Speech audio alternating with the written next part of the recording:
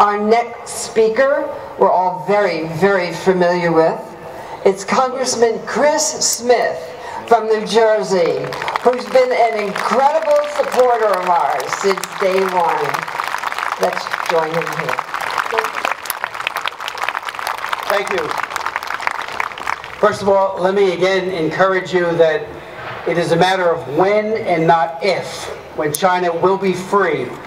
And the Falun Gong and every person of faith and of whatever religious exercise they would like to practice will be able to, as long as we stay steadfast and work and push hard to bring freedom and democracy and respect for fundamental human rights to China.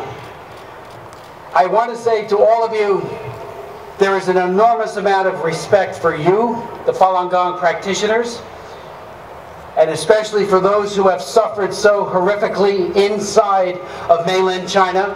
Many of your relatives, your loved ones, your friends, who have been tortured, maltreated with impunity by the dictatorship that reigns for now in Beijing.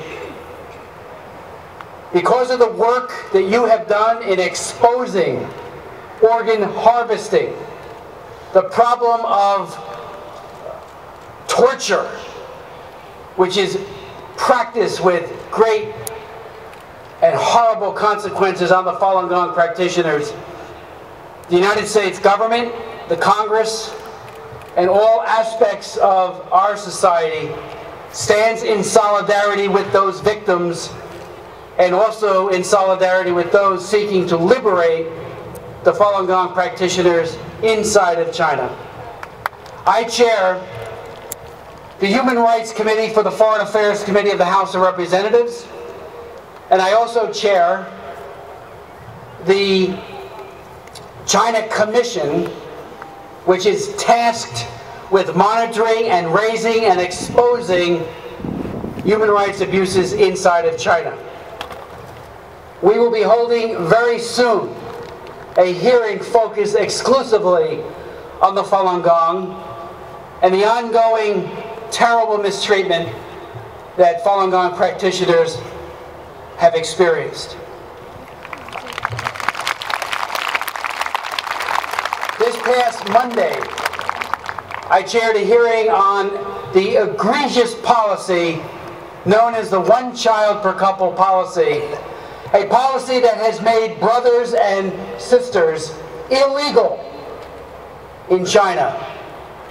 There is no policy ever in all of human history that has been as violent, as cruel, and as pervasive in subjecting women to a forced abortion. Let's not forget that at the Nazi War Crime Tribunal in Nuremberg, forced abortion was construed to be a crime against humanity. It is no less of a crime today as it is practiced in China with groups like the UN Population Fund and others aiding and abetting and cheerleading this terrible population control policy. On Monday, we heard testimony about a woman named Fang, who was forcibly aborted at 7 months. The family planning cadres literally put her dead baby right next to the bed where she lay in great pain and agony, emotional as well as physical.